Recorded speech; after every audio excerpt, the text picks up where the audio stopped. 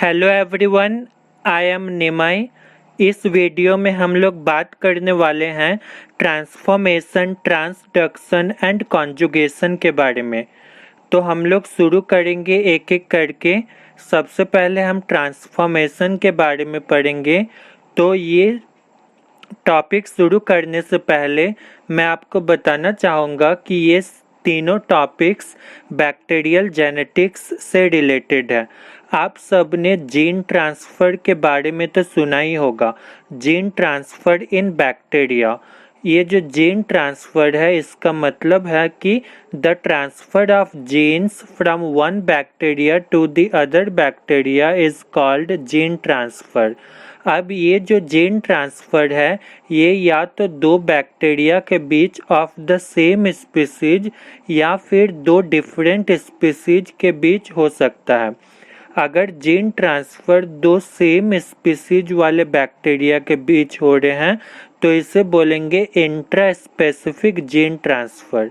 और अगर ये डिफरेंट स्पीसीज वाले बैक्टीरिया के बीच जीन का ट्रांसफ़र होता है तो इसे बोलेंगे inter specific gene transfer.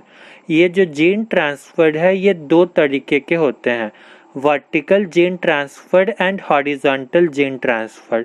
Vertical gene transfer में जो जीन का ट्रांसफ़र होता है वो पेरेंटल बैक्टीरियल सेल से ऑफस्प्रिंग में होता है, यानी कि पेरेंट का जो बैक्टीरिया है, पेरेंट बैक्टीरिया जो है वो डिवाइड करते समय अपने क्रोमोसोम्स का रेप्लिकेशन कर लेता है और इक्वली ऑफ स्प्रिंग्स में डिस्ट्रीब्यूट कर देता है, तो इसे बोलेंगे vertical gene transfer. What is horizontal gene transfer? Horizontal gene transfer में बैक्टीरिया का जो जीन का जो ट्रांसफ़र होता है वो दो बैक्टीरिया के बीच होता है जो कि सेम लेवल के होते हैं। और ये जो दो बैक्टीरिया या तो सेम स्पीसीज के होंगे या फिर डिफरेंट स्पीसीज के हो सकते हैं। तो यही हॉरिजॉन्टल जीन ट्रांसफ़र तीन तरह का होता है जिसके बारे में आज हम लोग पढ़ने वाले हैं, ट्रांसफॉर्मेशन, ट्रांसडक्शन एंड कॉन्जुगेशन। तो चलिए शुरू करते हैं ट्रांसफॉर्मेशन से। ट्रांसफॉर्मेशन में क्या होता है, जो डीएनए का ट्रांसफ़र होता है वो नेकेड फॉर्म में होता है। इसका मतलब ये है कि एक बैक्टीरिया जो कि डिग्रेड हो चुका है ना, उसका बैक्टीरिया का जो मटेरियल्स है वो इन्वायरमेंट में प्रेजेंट है, तो वहाँ बैक्टीरिया का डीएनए भी प्रेजेंट होगा। वही डीएनए दूसरा बैक्टीरिया क्या करेगा, टेक कर लेगा, अपटेक कर लेगा, ले लेगा, है ना। इसके लिए दूसरे बैक्टीरिया के प्लाज्मा मेम्ब्रेन में कॉम्पिटेंस फैक्टर प्रेजेंट होता है, जिससे होकर पहला बैक्टीरिया का जो डीएनए है वो दूसरे बैक्टीरिया में इंटर कर जाता है। इसे कहते हैं ट्रांसफॉर्मेशन। इसमें जीन का ट्रांसफ़र हो रहा है लेकिन नेकेड फॉर्म में हो रहा है जो कि इन्वायरमेंट में प्रेजेंट है। तो ट्रांसफॉर्मेशन जो है वो डीएनएज एक्टिविटी सेंसिटिव होता है, यानी डीएनएज के एक्टिविटी में वो सेंसिटिव होता है। इसका मतलब ये है कि जो बैक्टीरिया का जो डीएनए है जो कि इन्वायरमेंट में प्रेजेंट है ये डिस्ट्रॉय हो सकता है डीएनएज के वजह से। तो यही चीज़ है ट्रांसफॉर्मेशन। अब पढ़ते हैं हम लोग ट्रांसडक्शन के बारे में। ट्रांसडक्शन में जो जीन का ट्रांसफ़र होता है बिटवीन द बैक्टीरिया, इसके लिए एक वेक्टर की ज़रूरत पड़ती है और यहाँ पर वेक्टर जनरली बैक्टीरियोफेज वायरस होता है। ये वायरस बैक्टीरियल सेल को इन्फेक्ट करता है अपना डीएनए के नंबर को इंक्रीज करने के लिए प्लस खुद को रेप्लिकेट करने के लिए, क्योंकि किसी भी वायरस के पास अपना सेल्फ डिपेंडेंट मशीनरी नहीं होता कि वो अपना नंबर इंक्रीज कर सके। तो इसके लिए वो क्या करते हैं, वो किसी होस्ट सेल को अपना निशाना बनाते हैं, वो अपना जो डीएनए है वो होस्ट सेल में पेंट्रेट कर देते हैं होस्ट सेल के अंदर उस डीएनए का बहुत सारा कॉपीज बनता है और उसके बाद वो बैक्टीरियल सेल या होस्ट सेल रप्चर कर जाते हैं। रप्चर करने से पहले जो वायरल डीएनए का जो कॉपीज बना उसके चारों तरफ प्रोटीन का कवरिंग आ जाता है, क्योंकि हम लोग जानते हैं जो वायरस होता है वो genetic material and protein covering का बना होता है। तो इसमें ऐसा क्या है, इसमें तो वायरल डीएनए का रेप्लिकेशन हुआ, तो इसमें बैक्टीरियल डीएनए कैसे ट्रांसफर होगा दूसरे बैक्टीरिया में। इसका लॉजिक यही है कि जब पैकेजिंग होता है, जब वायरल डीएनए का पैकेजिंग होता है इनसाइड अ प्रोटीन कवरिंग, जिसको हम लोग कैप्सिड कहते हैं, तो कुछ बैक्टीरियल डीएनए के जो ब्रोकन पार्ट्स हैं उनका भी पैकेजिंग हो जाता है, जिस वजह से जो डॉटर बैक्टीरियोफेजिस वायरस बनते हैं उसमें से कुछ के पास बैक्टीरिया का डीएनए होता है, जिस वजह से वो जब वेक्टर और फेज वायरस जब दूसरे बैक्टीरिया को इन्फेक्ट करता है तो दूसरे बैक्टीरिया में अपना फर्स्ट वाले बैक्टीरिया को जो डीएनए है उसको ट्रांसफर कर देता है in order to replicate itself. In this way, the DNA is transferred from the first bacteria to the second bacteria through the vector. Okay, and this form of gene transfer is called transduction. ये transduction के बारे में 12th class में भी पढ़े होंगे, है ना। ये बहुत कॉमन टॉपिक है। इस फिगर में देखिए वही चीज़ मैंने दिखाया है। B2 जो बैक्टीरिया है उसमें देखिए ब्लैक कलर से जो डीएनए है वो वायरल डीएनए है और ग्रीन कलर में जो है वो बैक्टीरियल डीएनए है जो कि कैप्सिड से कवर हो गया है। अब ये वेक्टर जब B1 बैक्टीरिया को इन्फेक्ट करेगा तो B2 बैक्टीरिया को जो डीएनए है वो इंटर कर जाएगा फर्स्ट बैक्टीरिया में। अब आते हैं हम लोग तीसरा type, that is conjugation. Conjugation में क्या होता है कि इसमें एक बैक्टीरिया डोनर होता है और दूसरा बैक्टीरिया रेसिपिएंट होता है। डोनर बैक्टीरिया वही होता है जिसके पास F प्लाज्मिड प्रेजेंट होता है।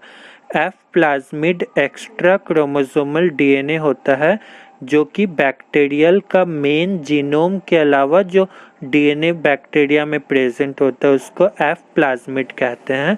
और F प्लाज्मिड रिस्पॉन्सिबल है कॉन्जुगेशन ब्रिज का फॉर्मेशन करने के लिए, जिससे होकर जो जीन का ट्रांसफ़र हो जाता है। तो वही चीज़ मैंने इस फिगर में दिखाया है। इसमें जो F पॉजिटिव है वो डोनर है और F नेगेटिव रेसिपिएंट है। F पॉजिटिव के पास F प्लाज्मिड प्रेजेंट है जबकि F नेगेटिव में F प्लाज्मिड नहीं है। जो ग्रीन कलर में है वो F प्लाज्मिड है।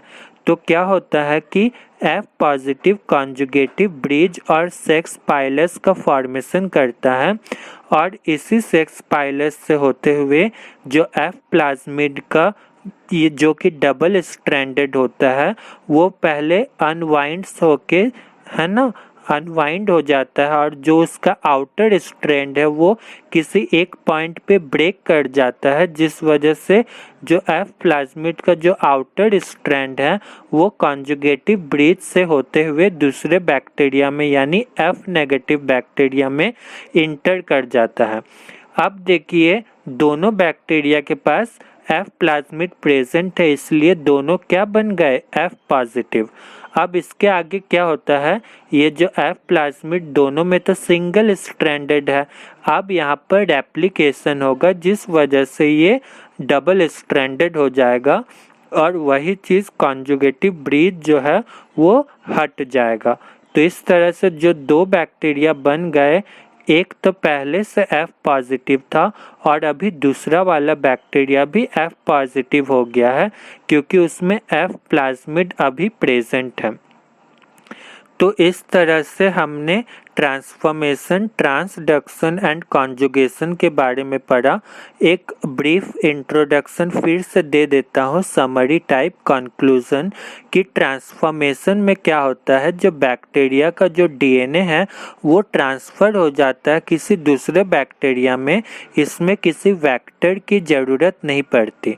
ट्रांसडक्शन में क्या होता है, एक वेक्टर के ज़रिए एक बैक्टीरिया का जो डीएनए है वो दूसरे बैक्टीरिया में ट्रांसफ़र होता है। ट्रांसडक्शन भी दो तरह के होते हैं, generalised transduction and specialised transduction. दोनों ही लगभग सेम है, थोड़ा सा डिफरेंस है ना।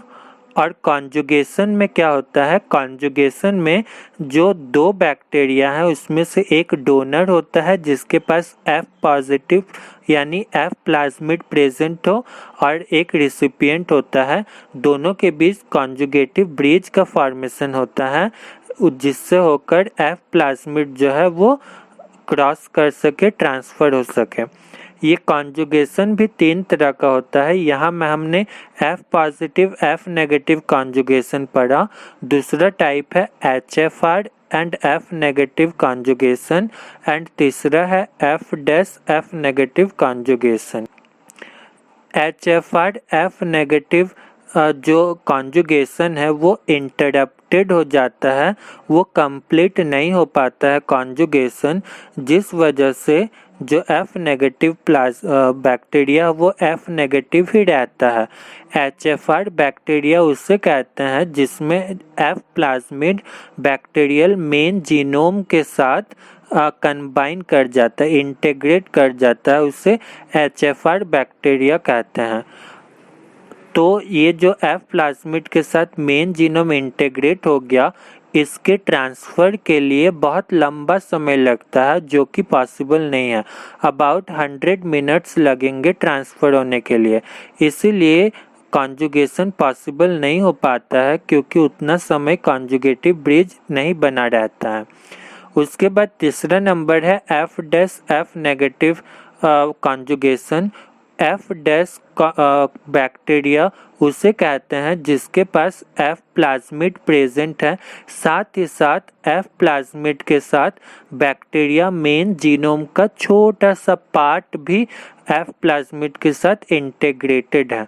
तो इस तरह से क्या होता है, जब ये जो F प्लाज्मिड के साथ जो शॉर्ट पार्ट है बैक्टीरियल मेन जीनोम का, वो एक साथ ट्रांसफ़र हो जाता है F नेगेटिव बैक्टीरिया में, जिस वजह से जो F नेगेटिव बैक्टीरिया है ना वो F पॉजिटिव हो जाता है, प्लस ये मीरोजाइगोट बन जाता है। मीरोजाइगोट इसलिए क्योंकि F ये जो सेकंड अभी बैक्टीरिया जो बना मीरोजाइगोट वो पार्शियली डिप्लॉयड बन जाता है क्योंकि उसमें अपना बैक्टीरियल मेन जीनोम तो है ही, साथ ही पहले वाले बैक्टीरिया का भी मेन जीनोम इसमें आ गया है, इसीलिए ये पार्शियली डिप्लॉयड हो गए जिसको मीरोजाइगोट कहते हैं।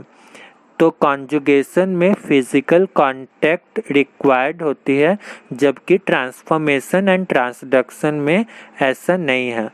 कॉन्जुगेशन में पोलरिटी प्रेजेंट होता है, जबकि ट्रांसफॉर्मेशन एंड ट्रांसडक्शन में नो पोलरिटी होता है। ठीक है, कोई पोलरिटी नहीं होता। तो इस तरह से ये तीनों ही टॉपिक बहुत ही आसान थे। आई होप आपको पसंद आया होगा। इस टॉपिक के बारे में अगर आपको कोई डाउट है तो आप कमेंट करके मुझसे पूछ सकते हैं। आज के लिए इतना ही, फिर मिलेंगे हम नेक्स्ट वीडियो में। तब तक के लिए अलविदा।